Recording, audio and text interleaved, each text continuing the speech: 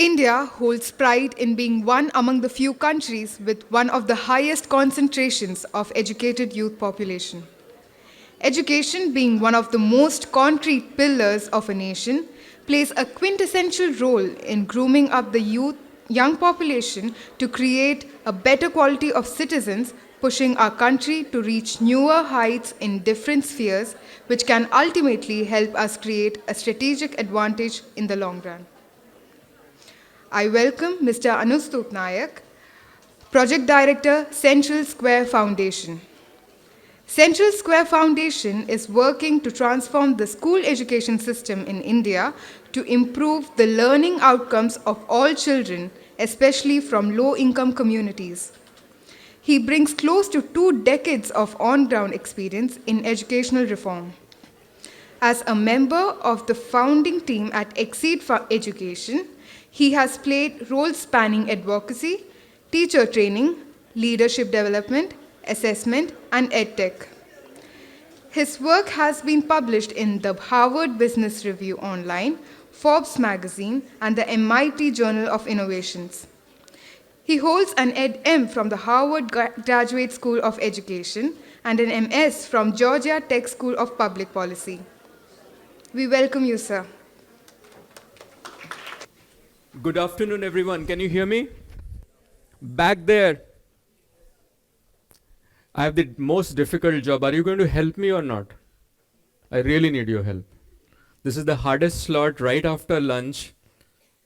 I don't have the tools of how's the Josh, which ma'am said, and sir had all the meditative tools, so I don't have any of these tools. So the only resource I have is the interaction with you.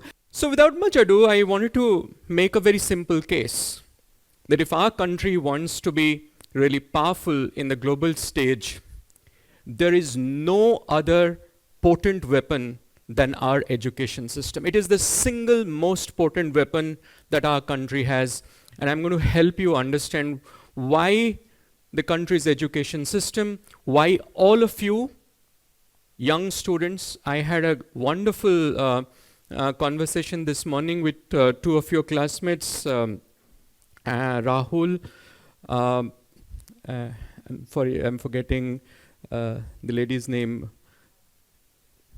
Bharti and Rahul. I had a fantastic conversation with them. And you know, one of the things Bharti told me, she is going to, and Rahul, both of them are going to take up their first jobs, and I was asking them about how they are going to look at their careers going forward. And I was amazed how much clarity they had about what they wanted to do. At your age, I was absolutely clueless. So you're really far ahead of us, and I'm delighted I can be with you today. So I'll go back to the time when I got a mail from Smita ma'am and my friend Rupamika, who said there's going to be a conversation on soft power. I was wondering, you know, like Professor Angan said, how do I get started? But it so happened, I was very fortunate to be studying at a time when Professor Joe Nye, who invented the concept of soft power, was also the dean at the Harvard Kennedy School. He wasn't, unfortunately, my direct teacher, but I had a lot of interactions like this with him, talking about that on the stage. He was one of the first people who predicted that the United States is going to actually lose its prominent place on the global stage. So let's talk a little bit about what is soft power really. And I think a lot of people have tried to attempt a definition, but let's try to attempt a very simple definition, right? Let's keep things simple. That if I want to make you do something that I want you to do, there are 2 ways of doing it. One is I force you to do it, which is that I push you to do it, right? I can use my authority, I can use my position, I can use my armies, I can use my financial authority, and that's one way to do things. But over a period of time, I think human society has evolved to a stage, while those things still remain, it's important to understand that with more democracy, more globalization, more technology, the power structures in the world are far more distributed. So what does work in global politics, in global diplomacy right now, is soft power, which means the power of pull. which means that if I have something that you really want, you come to me. And then my opportunity to influence your thoughts, your ideas, your actions is far more potent. As a child, I grew up I was speaking to our friend from Africa, Rupamika, what is his name? Yes, Vicheko. And we were having a wonderful conversation. I grew up for a little while in North Africa. And when I went there, we couldn't speak the language. Neither my mom or I could speak French or Arabic. I could speak a little bit of French. But whenever we went to the street and they would see us, the first thing they would say, Awara ho? Yeah, Raj Kapoor, yeah. In Raj Kapoor was really, really famous in countries outside of India, in Russia and in all the non-aligned world in Africa. And that's the power of Bollywood, that's the power of culture. And that's India. That was India's soft power, that now you recognize actors all over the world. And one of the weapons or one of the potent soft powers is education. So culture is one such. My daughter is 12 years old. She's crazy about K-pop. Do you know anybody listens to K-pop? Korean pop? Yes, what's your favorite group? BTS, yes, of course. We could have played some BTS songs to wake you up, but we won't do that. So if you really look at how education is being used as a soft power, there are lots of ways, and I'm going to tell you 4 or 5 stories to make it come alive, but largely through international student exchanges, through institutions attracting all kinds of scholars from different areas, spread of ideas. Countries really use this channel of learning and teaching and scholarship and research to spread their influence across the world. So I'm going to basically divide this talk into 2 parts. One is I'm going to tell you 5 interesting stories I found about how education played a big role as a soft power in our history so far. But I'm also going to leave you with 3 big suggestions on how we can use it in our country and in our institutions today. So the first story I'm going to tell you about is going back to 600 BC, that if you were a person in 600 BC and you wanted to learn geometry, you wanted to learn philosophy, you wanted to learn about science, you wanted to learn about religion, where would you go? 600 BC, that's far before Oxford University started. It's one of the oldest in the world. Bologna in Italy was also an old university. This is far, much before that. You'd end up in Nalanda. And Nalanda and Takshashila, which are the famous universities in ancient India, were really powerful at that point of time. So scholars like Huensang, who see you on the right, everybody remembers Huensang from 9th grade history textbooks. And there is Yi Jing, who came there. And I've been reading about them. It's fascinating that Huensang came. He was so fascinated by what he learned at Nalanda. He took back over 600 books and got them translated into China, and they gave him an award. But he became so popular in Nalanda that they apparently gave him a tenured professorship. They said, Mr. Huensang, you please come and teach here. Then he said, I can't. I really value your offer, but I decline. And this is what he said, that the Buddha established his doctrine so that it might be diffused to all lands. Who would wish to enjoy it alone and forget all that who are not enlightened? So he chose to take all that knowledge from Nalanda and take it back home. And Yi Jing was really a big fan of all his Indian teachers. He said, I met famous Indian teachers renowned for their brilliant character. I've always been glad I had the opportunity of acquiring knowledge from them personally. And there are many such stories about Nalanda, Takshashila, there's Vikramshila. There's an entire gamut of universities that came up. And a lot of India's power, India did not send armies out to conquer, as you know. So these people came to us to take our ideas, to take our innovations, take our philosophy and take them to their country back. So a lot of India's power in the ancient world actually came from these institutions. Let's go back a little bit further. As you know that India fought for independence, then we established our constitution, and then if you read our constitution, you'll read a lot of ideas around democracy. Of course, democracy is something that that was a very powerful idea which has emerged over the last many centuries, and the Indian constitution draws from many sources.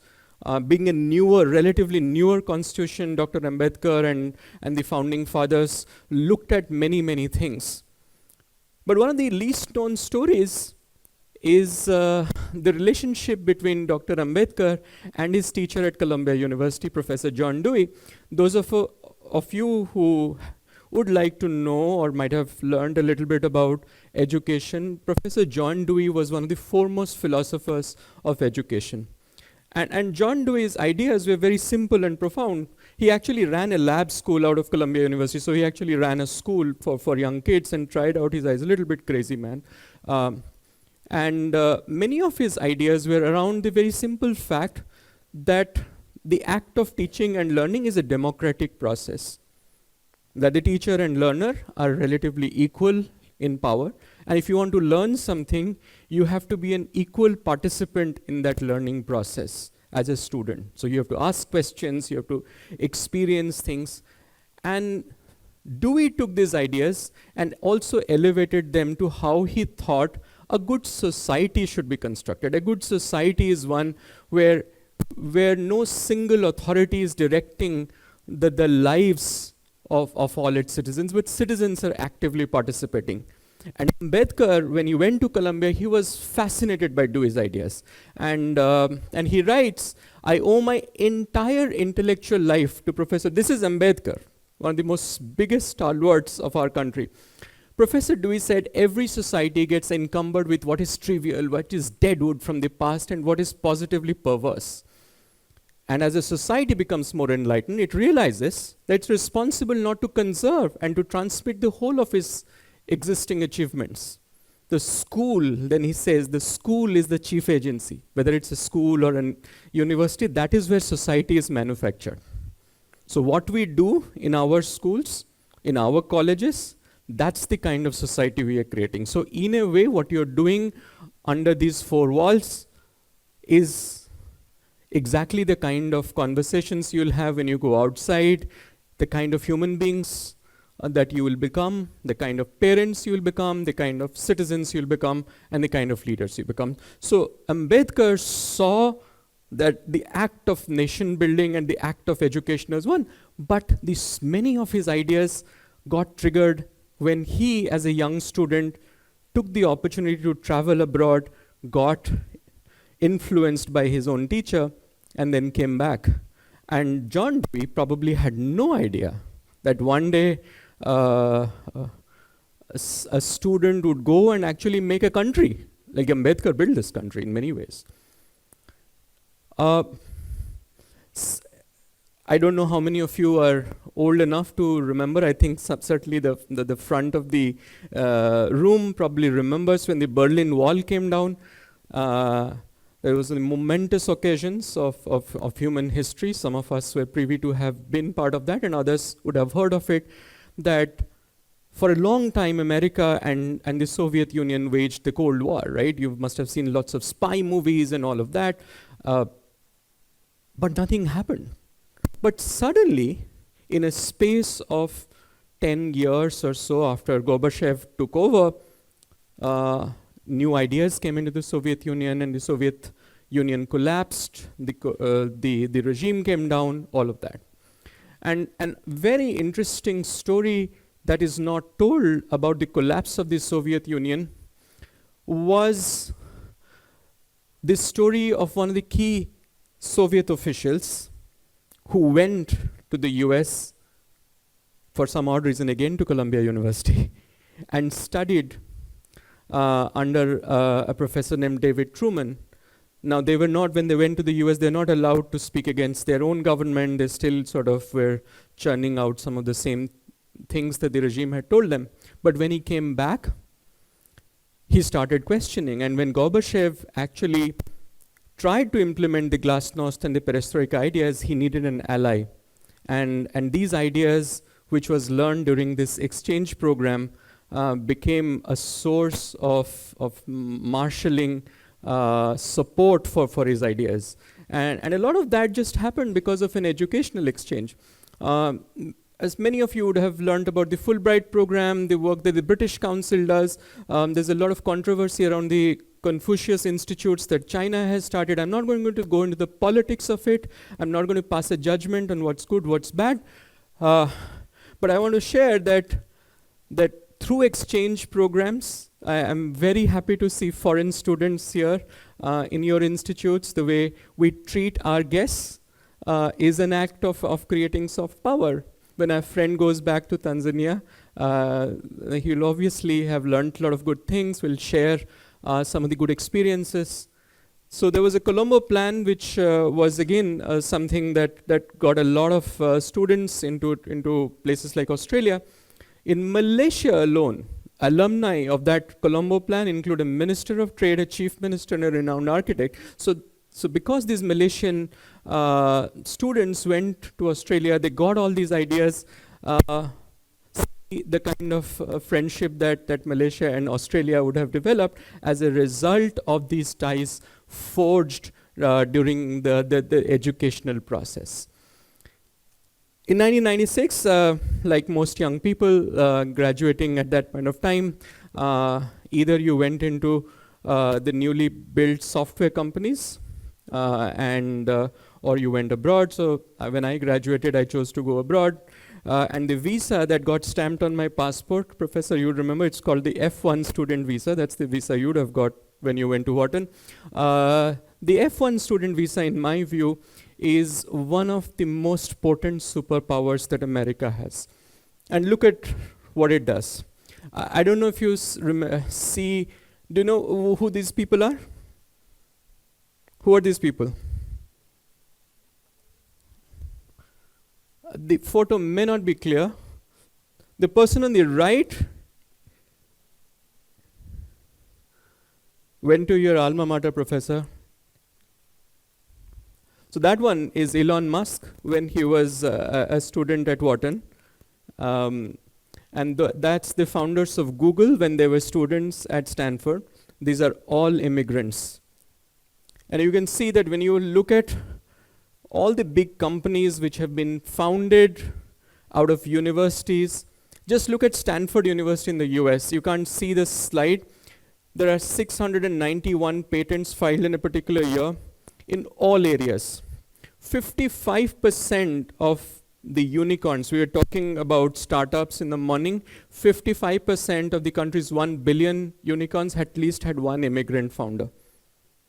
Because America has many failings. We have a lot to criticize America for. But I think one thing worth learning from the entire history of the country is how they have deployed international talent. 23% of these billion-dollar startup companies had a founder who first came to America on an international student visa. So imagine the kind of wealth they created, the kind of ideas they brought in, the kind of freshness they brought in to that society, and that is the source of America's power. Now, let's go to schools. Let me ask you another question. Suppose you had all the money in the world, and some of you are parents, or you had a young brother or a sister or a nephew, and I told you that this child in your family could go to any country to study in a school. Which country do you want to send them to? The country which has the highest performing education system in the entire world. What country would you send your child to? Finland. Of course, I showed you the slide, but yes, Finland is the right answer. So Finland is an exciting success story in education. This is a little complex chart, but thankfully this marker will work. This chart is showing the performance of children in the PISA assessment. PISA is a test conducted by OECD, which tests 14-year-olds or 15-year-olds, basically grade 9 children. And the test does not assess children on how much they have memorized from their textbook, like most of the examinations are country. The test assesses whether those children can apply that knowledge on something. So therefore, many countries compete. And I'll tell you what India's rank was when we competed last.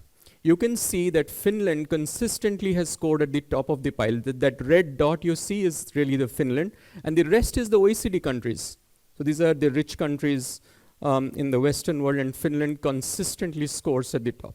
But why does it do that? It's fascinating. A small country in Northern Europe, why would Finland be doing so well? And if you unbox what's going on in their schools, it's fascinating. There's a fantastic book, if you are interested in Finland, called Finnish Lessons, written by this guy named Pasi Salberg. Very interesting book. And he says, we prepare children to learn and not how to pass tests.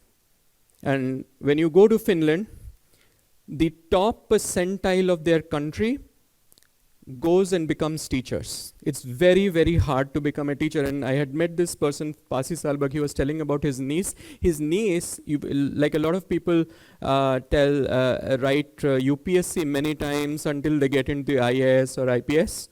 So his niece, he was telling, very bright student, and she wrote the teacher entrance exam many times before she got into their teaching cadre. That's how competitive it is to get into Finland's teaching population.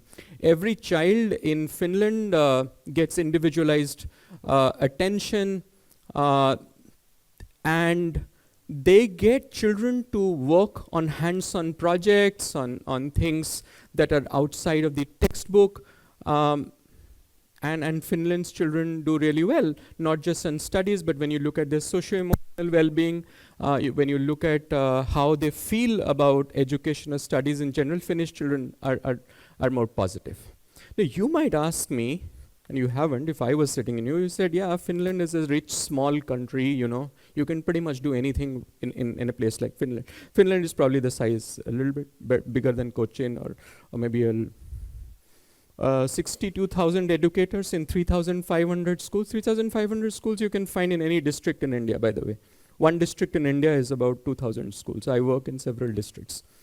So anybody can laugh off Finland, right? That it's this rich country. But I want to present one more case. That does it take so much money to create a really good education system? Exhibit number 2, in this case I'm making to you, is a country which is not very different from India in terms of GDP, in terms of socioeconomic indicators, a country not very far away from us. What country do you think I'm talking about? Middle income country, not very poor, not very rich, not too far from us actually. Very interesting education system, again doing very well on PISA. That country is Vietnam. Vietnam has been doing very, very well. You can see in the global map how close we are. You can see that Vietnam actually spends, that line you see is percentage of gross domestic product spent on education. And this line is actually India. Interesting. So Vietnam actually spends less as a percentage of GDP than India. And their own GDP per capita is, of course, they're slightly richer than India, but they're not very different. They're still like a middle income country. Anybody who's gone to Laos, Southeast Asia, these countries are relatively similar. They're not Singapore, they're not rich like Singapore. But look at what Vietnam is performing. This is again the PISA test results. And you see that when you look at their math achievement, and again Gopi sir and I were talking about regressions yesterday. Gopi sir, if we control for GDP per capita, you see this is Vietnam as an outlier. So they're getting more bang for buck in their education system. And then you uncover and see what's actually happening in a country like us. You know, they seem to be having the same. You can see this chart. You may not be able to see this chart fully, but that's the percentage of teachers who actually have been certified to have achieved. This is the percentage of teachers, not the percentage of students, mind you. They run a national assessment test for teachers. 99%, starting from 89 in 2000 to 99, actually have accomplished the standards. I'll give you the similar benchmarks for India. India conducts a CTET test, which is conducted by CBSE to get teachers into our schools. Less than 20% teachers actually pass that test. And that's for our CBSE, which are better schools. If you look at parental perceptions, parents, you know, almost all parents, the greens are what the parents think of the quality of facilities, the curriculum, teacher experience, teacher attitudes. That's how satisfied parents are about their education system. And what are they doing? They're not doing anything magical. They are doing something very basic things. They're ensuring every teacher comes to classroom well prepared. Nothing great about that. They're ensuring that principals have a very clearly defined role. One of my colleagues was working on a project in Vietnam, and I asked him, what's different about the principals in Vietnam? No pressure, sir. They have a daily job description. Daily. Not an annual job description, not a monthly job description. Their job description is daily. That on this day, you're going to walk into the school, this is how many teachers you're going to observe, this is how many lesson plans you're going to correct, this is how many meetings you're going to attend, and that's what your day looks like. There's a strong middle management. So there is a link between the teachers and the ministry officials. So those people come to the schools, they give feedback to the teachers, and the teachers, one of the big difference and about Vietnamese teachers, they're not very creative actually. They do standard stuff. But one of the things they do very well is they can correct students' mistakes very well. So if you are a child and you are doing addition with carryover, very often I'll give you a sum, let's say 17 plus 35. And one of the common mistakes children make is they add 7 plus 5, they make it 12, and they add 1 plus 3, which is 4, and they think the answer is 412. That's a very common mistake children make while doing addition with carryover. But in Vietnam, instead of ignoring that, instead of scolding the child, instead of putting a red mark, the teacher takes that mistake, takes it to the front of the class, and in a very nice, structured manner, helps the child correct and learn. That's what they're doing. And parents are on the board of the school. The parent can come in and actually ask the child ask the school a lot of questions about how the child is doing, how the school is managing themselves. The reason I'm spending a lot of time on Vietnam is I personally find this very exciting, because every time I talk about these ideas, most people say, oh, I'll speak in Hindi and then I'll translate. Ye badi baatein hain, which means these are big things. You know, you talk about fancy stuff like Finland and South Korea and all these fancy countries, Singapore, they're not like us. But if Vietnam can do this, my question to all of us is, why can't we? I want to now come to the last part. I want to leave you with 3 things I have learned about what we can do with our education system. Because if you agree with me that this is the place to invest, then we need to have a playbook on how to go about our education system. This is not an exhaustive list, but these are 3 big messages. And I call them power plays. You know, you have that power play in cricket at the end. So these are 3 power plays. The power play number 1 is build capabilities and not collect certificates. And I'm talking to the students here. Young boys and girls, men and women, as you step out of your institute today, no one is going to ask you, And I know your professors are sitting here, they'll feel bad. No one is going to ask you how many grades you had, what certificate you had, what institutes you went to. You're going to be judged, Bharti. Where is Bharti? Bharti, you're going to be judged when that customer on Philips is sitting in front of you, asking you a hard question, how well you are able to convince them. You're going to be judged on if the customer throws you out, is upset, you go back with the same smile on your face. Where is Rahul?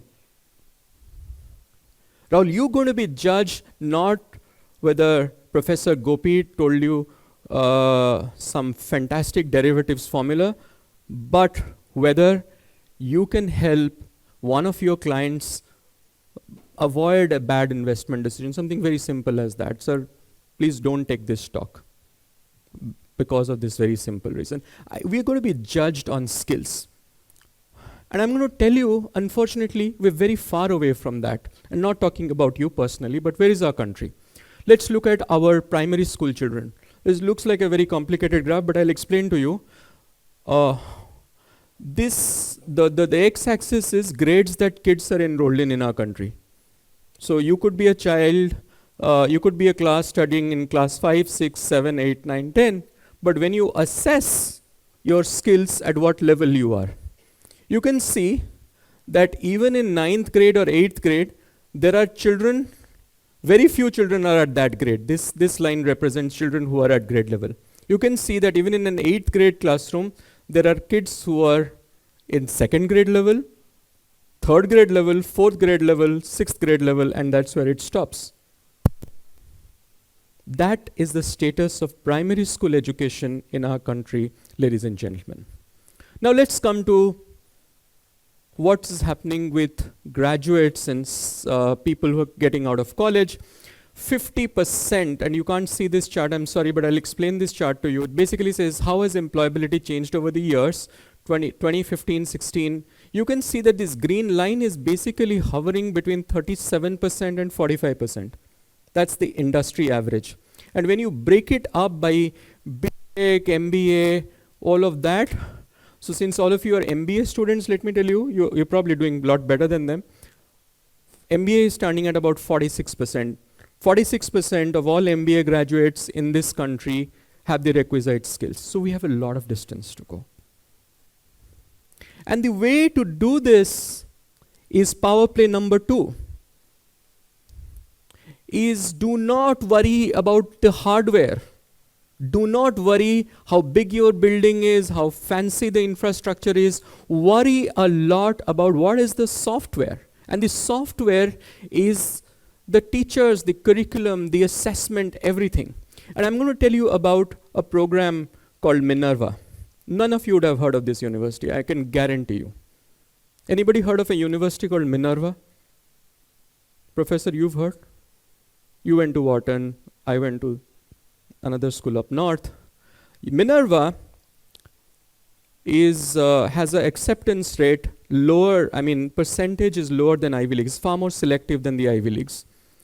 It's a new age university. It has no campus. It's completely blended and online. And they're picking up the best students across the world. Harvard and Stanford and Wharton are really competing very hard to get the kind of students that Minerva is getting. What is Minerva doing? Crazy university. Their curriculum is around these things. They're building curiosity, empathy, resilience, cooperation, focus, accountability, and drive. They've figured out that, of course, we're going to teach academic subjects, but what matters in the workplace are these skills. And what we are going to do, therefore, is build our curriculum around an experiential learning program. And what happens in Minerva is bunch of students, they're given a project, they're dropped into a city in the world, they're dropped into, let's say, Bangalore, and all the Minerva students from all across the world come in, the professor comes in, they have a small briefing, they said, Bangalore is a city in India, you've come to, you know nothing about Bangalore, this city is facing a traffic problem, huge traffic problem. In 15 days, you've got to meet the Commissioner of Urban Affairs and make a full project plan presentation on how you're going to solve the traffic situation in Bangalore. Here's numbers of experts you have to contact. You can go to Professor Rangan in Bangalore. I'm Bangalore. You can go meet any politician. You can meet any bureaucrat. These are the numbers. Go figure out. And in 15 days, we'll meet you. That's what Minerva is doing. You know, this is when they, and a lot of people laughed at this, right? They said, oh, you know, all these Ivy League universities, they said, oh, this is like some fancy new age stuff. This is not going to work. These children are not actually going to learn anything new. This is going to fizzle out. Then they ran an assessment on Minerva students. This is where Minerva students are performing versus the traditional institution. Now this line is not very long because Minerva hasn't been around for that long. So if you want to build a world-class institution, you got to invest in curriculum, you got to invest in academics, you got to invest in the software. I'm going to leave you with the last one, and this is going to be one that I want you to think about the hardest. Because as the Chinese say, we live in interesting times. If we want to compete, we have to compete on ideas. The power of ideas is very different from competing on ideologies. In the world, if we have to win, it does not matter what ideological regime do we have to adhere to. It matters whether my ideas are powerful enough on their own merit to make their way. India is a country of 2 billion people, and you probably know all these people, right? The list on the top is our list of Nobel laureates. The list on the bottom is some of our global CEOs. We get very excited about this list, right? Whenever you see, what do you feel? What do you feel when you see this list? When you look at these faces? Quick. Pride? Anybody else feels anything different? Exactly. Why are this so less? We are a country of 1.2 billion people. Why is this list so less? And here's why. You look at patents granted per million of population. The Republic of Korea, Japan has 2,135 patents. India has just 6. Look at the global ranks. No offense to anybody who went to any of these institutes. I certainly didn't go to any of these good institutes. I didn't get into IITs and IIMs. Our top institute, IIT Bombay, starts at 177. That's the rank. Now, these rankings are not perfect and all of that, we know. But the reason these institutes, the good institutes are the good institutes, of course, they have good faculty, they have good software, but they have one secret sauce. That secret sauce is an openness to debate, an openness to ideas, an openness to a discussion with people you don't agree with. The best ideas come from people having conversations with people you respect but you don't agree with. That's a very fundamental point. I can disagree with you, but I need to respect you as a person. But I need to fundamentally debate ideas with a degree of openness that is required of a good society. So I'll end my talk with a poem. All of you know this poem. This is our Nobel laureate writing again. Where the mind is without fear and the head is held high, where knowledge is free, where the world has not been broken up into fragments by narrow domestic words, where words come out from the depths of truth, where tireless striving stretches its arms towards perfection, where the clear stream of reason has not lost its way into the desert sand of dead habit, where the mind is led forward by thee into ever-widening thought and action, into that heaven of freedom. Let my country and my universities and my schools awake. Thank you very much.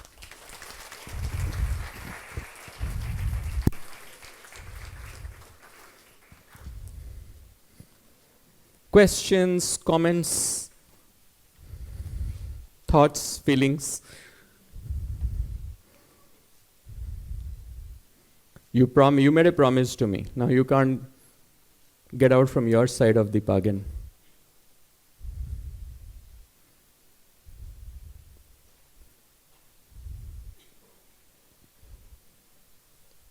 Otherwise, I'm going to do a cold call.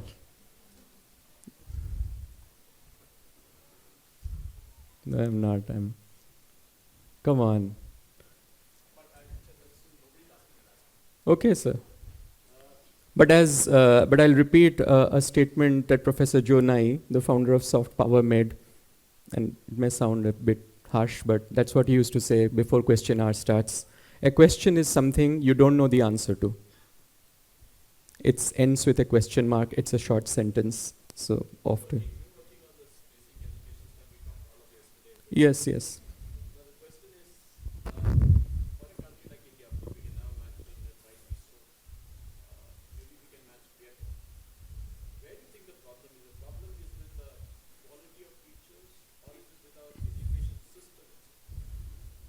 I'll focus on a very small part of the problem.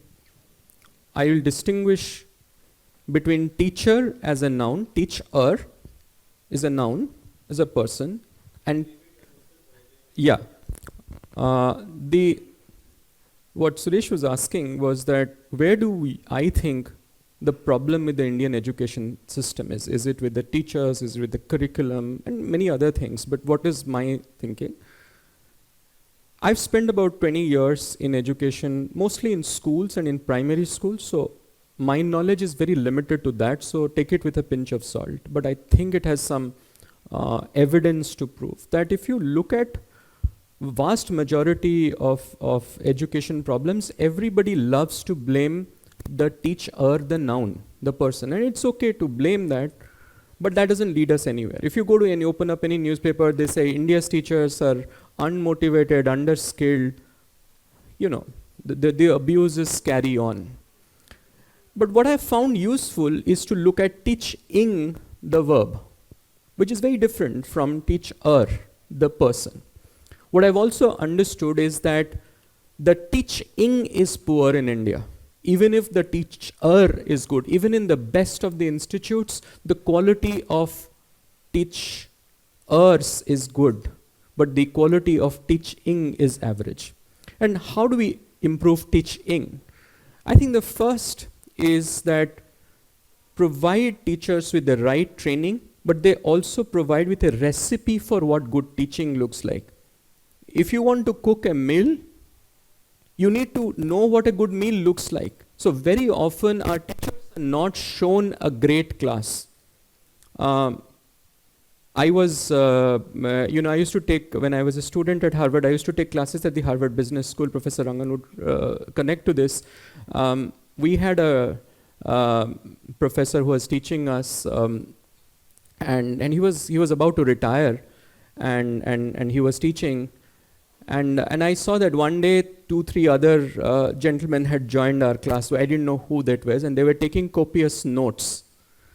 And I didn't realize who they were. But after the class broke up, he invited some of those people to speak, and one of them was Professor Bob Kaplan, who you probably know from accounting. So Professor Bob Kaplan is a legend in accounting. He had come to that class to watch Professor Jim Austin teach, so that he could take guidance on how to teach. So I think if we invest in what is called structured pedagogy, which means providing teachers with a step-by-step methodology on how to teach better, the teachers can do better. And that's what we are finding in low-income government schools, in private schools, everywhere, that take the same teacher, but provide them with better tools, better training, better support, better coaching, better feedback. They tend to do better. Now, overnight, they will not do a magic, but they will set a common benchmark of good teaching, and that's what Vietnam is doing, actually. Maybe Finland is doing something magical, but all we need to do in India is to focus on teaching and provide teachers with the right tools so that they can succeed in the classroom. But that's a good question. Thank you.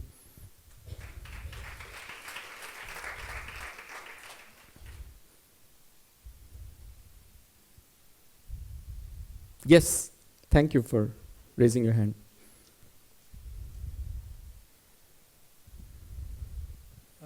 Good afternoon, sir. So, usually we see that many students from our country, they go to countries like Ukraine and all to study medicine. So, how can we as a country become, and from software is that it creates an appeal.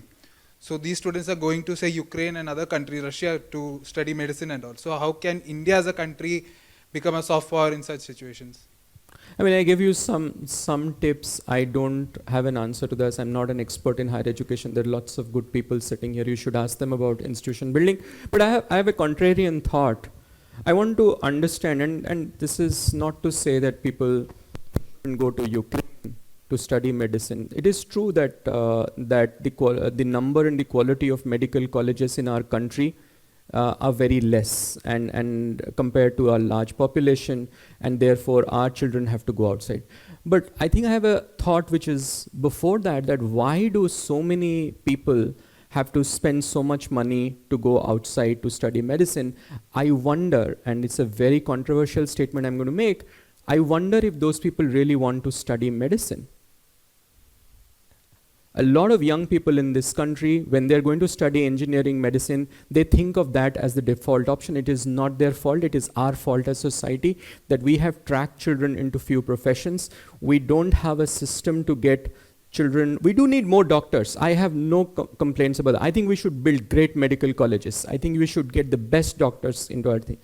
But I think I have a problem when many children do not know that there is a career option outside of engineering and medicine. And I think that's something we need to help our children think through. We need to create more options. So that's kind of my suggestion. But to answer your question directly, it's a very simple thing. If you are a doctor today, you can earn far more doing any clinical practice than you can being a lecturer or a professor in a medical college. So we got to compensate our professors better. We got to build better facilities. Medical education is a difficult pedagogical subject. It is not the same thing as teaching anything else, which means you got to understand experiential learning. It's a very complicated thing to teach. So a lot of medical professionals, just because you're a good doctor doesn't mean you'll become a good medicine professor. Those are two different things. So teaching professors about pedagogy is also very, very important. But that's a great question, though. So, but also not just for medicine also, but student in general also to study even management as well. They go outside India. Same problem, same point. I mean, I was talking to Professor Gopi, I'll not put him on the spot. He was working as a corporate professional in a top tier bank. How many such professionals would quit a job like that and come and teach? There's a very strong pay differential. So one is we need to have salary parity. But the second problem is not salary parity. When I talk to a lot of professors who want to teach, I think most professors enjoy teaching, but they also enjoy research. So giving professors opportunities to conduct research, have good labs. When you go to the US, one of the first things, I mean, US professors, correct me if I'm wrong, they're not paid that much more than the industry. They're still paid quite less. But what they get is fantastic research facilities. They get freedom. They get freedom to publish. They get freedom to speak their mind, take positions, all of that, right? So those things matter when you want to attract the best talent into teaching. Yes. You've identified a problem of how close is India to bridging the gap with even Vietnam. Are we aware? Are we trying to find a solution? How close are we to that? Part of my job depends on that. I'll lose my job if I do. I'm not saying I am responsible, but we are working on this. I'll tell you it's a difficult but solvable problem.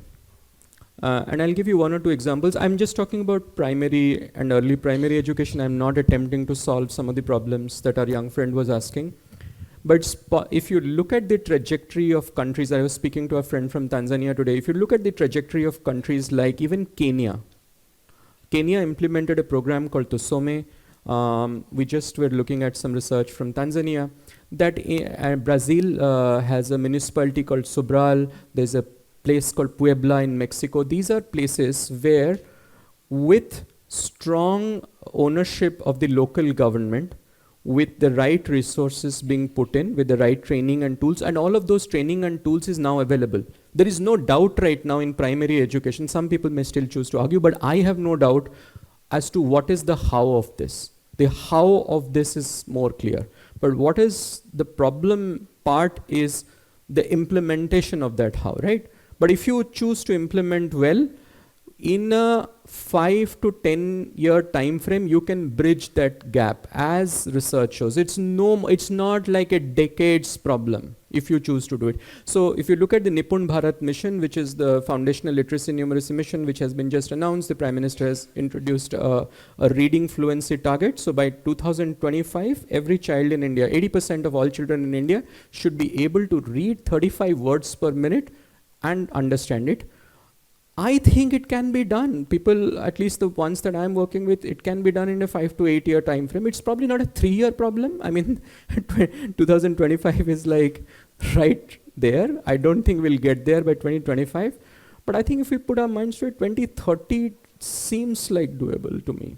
Maybe I'm wrong. We'll meet in 5 years. We have a tracking study. I was telling Professor Gopi yesterday night. Of tracking grade 1 children who is entering grade 1 now. The results will be available when they enter grade 3. And I'm supremely confident that we will be able to show a measurable difference. Now, if that can be done in a few districts in a complex place like UP and MP, we believe that it can be done elsewhere. I choose to be an optimist. That's also my bias. I have to. Otherwise, I'll not function very well. Yes. Just a question on the growth trajectory that you have talked about between Vietnam and India. Basically, when we look at the population always is a major factor for India when you look at the growth strategy. Right. And if you look at that way, even I would say that Nehru was a visionary in terms of identifying the pathway of India's development by carefully choosing the socialistic pattern of society. Of course, Vietnam has opted for the communist way of development. So, and we now, if you look at, we see that India is having a growth which is almost inclusive in some sense. India's growth strategy is more of an inclusive growth as of now. So, I don't think that we can really blame whatever that India has gained. Maybe you have a different view of altogether. What is your question? Could you come to No, my question is basically then whether were we wrong in terms of selecting the growth strategy of socialistic pattern of society? I'm not a macroeconomist. No, I'm not. I'm just wanted to your view on how do you look at this? So the way I look at it, I am an education person, and that too a primary education person. Some friends of mine joke that I am like a cobbler who knows only how to sell shoes, how to stitch shoes, and only that of really young children. So that's what I have. But I choose to look at data, and the data is quite inclusive. Vietnam is a socialist country. If you look at the top performers in education, including the political system, actually is quite diverse when it comes to educational outcomes. There is no one single political, at least the data shows, there is no one single political system which lends itself to better educational outcomes.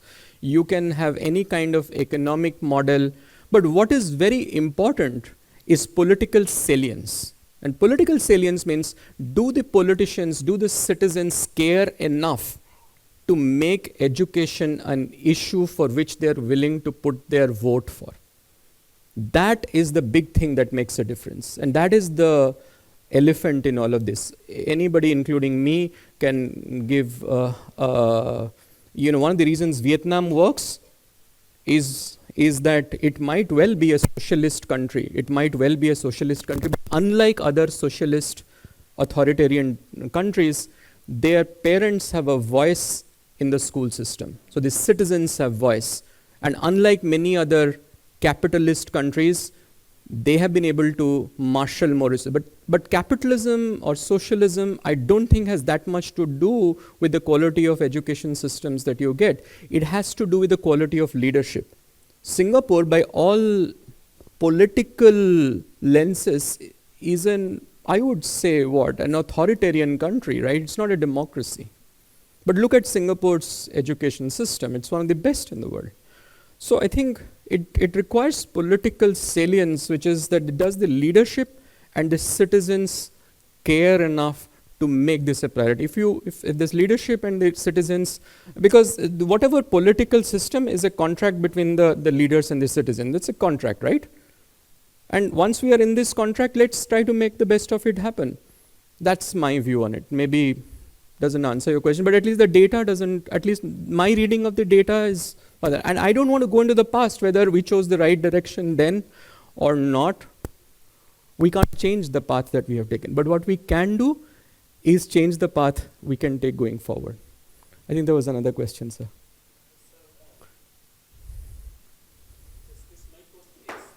With various, India is so diverse in culture, language, the political systems, and the people who ruled, and the state of development it had in the education sector. Some state would have grown high, some state would have grown less.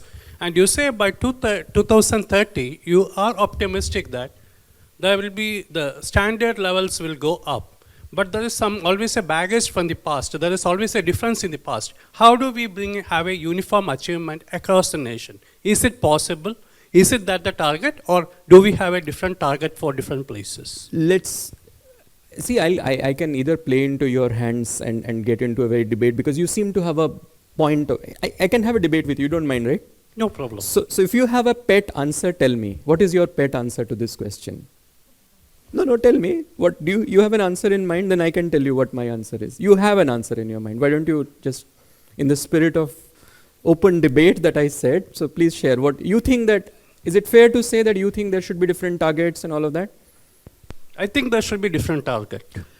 Could be, yes. But I'll tell you the problem with India, and if I want to go back to that chart, I'm sorry I'm taking a lot of time, but this is an important conversation. If you look at that chart, which I showed you, where children were performing so low, our performance is so low. It is so low that it's not even worth discussing whether countries should have different targets or not. Honestly, this is when your performance is at a floor level, you can see that, right? That chart which I showed, there are second grade children, there are 8th grade children or 9th grade children, but they're actually at second grade children. Doesn't it make you angry? It makes me very angry that I live in a country, I pay taxes. This is my theory on how much we pay for education. A taxpayer pays for education 4 times in this country. And I would like to argue there should be an uniformly high goal for education, no matter whether we had whatever regime we had in the past, whatever regime we have now. I think my personal view is we should have high standards for our children. Because if your child and my child, if we are talking about them, I am a parent of 2 children, I would like, and they're very privileged, but I would like every parent to have high expectations for their children. A parent pays for education 4 times. They pay taxes so that government schools can provide for them. The parent takes their child to the government school. They find out they're not really studying that much. They bring them to a low-income private school. Some of us were talking about low-income private schools yesterday. They find out children aren't learning that much there. They send them to a tuition teacher. They spend more money there. The tuition teacher teaches. Then they show up at grade 12. They find that they cannot go and get into a coaching. They go through coaching institutes. Whether they will end up in Ukraine or in our country, I don't know. But they still end up paying for coaching then. They go through that coaching. They enter a higher education institute. Then they find out they don't have skills. You saw that data on the right side. We should have single high expectations of our children. Sir, I submit before you as a citizen, as a taxpayer, as a teacher, not to have different standards for different states. I may appear very aggressive and passionate, but that is it. When you have such low standards of performance, what we are asked, 35 words per minute, what goal we have set, you can go and test any child in your own household. Most children in rich households will speak at 50 words per minute, and they can read a book. We have, as a country, set a target which is half of that. So I have no reason to believe that we should lower that target any further. So you want to say that the standards are set based on the national average or something? The standards are set on the national average, but the NCERT has conducted a foundational literacy and numeracy survey. They found there are some statewide differences. So the states have been given some flexibility to reset the targets according to their baseline. But my worry in a country like ours is that we will find reasons not to do this job which we have been set out to do. So I stand very firm in my commitment that all the 12 states that we work with, of course, each state will set their own targets, but our job is to raise the floor and close the gap for all children. So what will be the repercussions if, as you say, the sorry to take your much No, of no, it please. and even the audience time. I apologize to you if you. I mean, I know it's eating into some very good speakers who will come after me. So my apologies to them, and That I is request your Same permission. from my side. My apologies for all of the people in the audience. So what will be the repercussions if we are not able to achieve the aggressive standards or dream standards as set by you? I'm not setting the standards. No. I mean what the nation wants to. I wish there was a consequence. I wish there was some consequence. And it's a double-edged sword. When you set targets, unfortunately, what happens is there is a tendency in a country like ours is to show up positive results, as opposed to, and there might be a good chance that we might not achieve the targets. But instead of taking punitive action, I think we should take corrective action.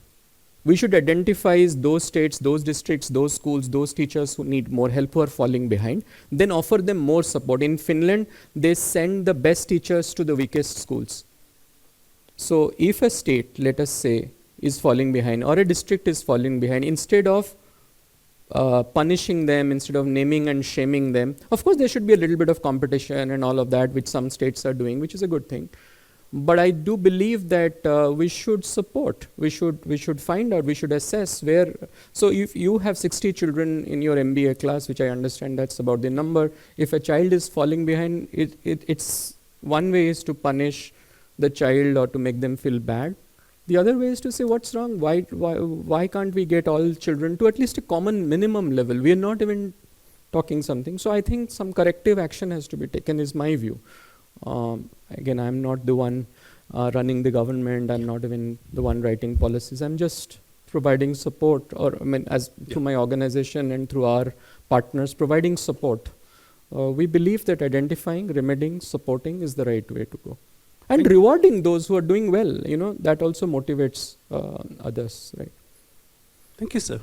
Thank you. I think we have overshot time. I'll have to call this a day. Thank you so much. Thank you, sir, for that insightful speech. I request our principal to hand over the memento to Mr. Anustup Nayak as a token of our love and appreciation.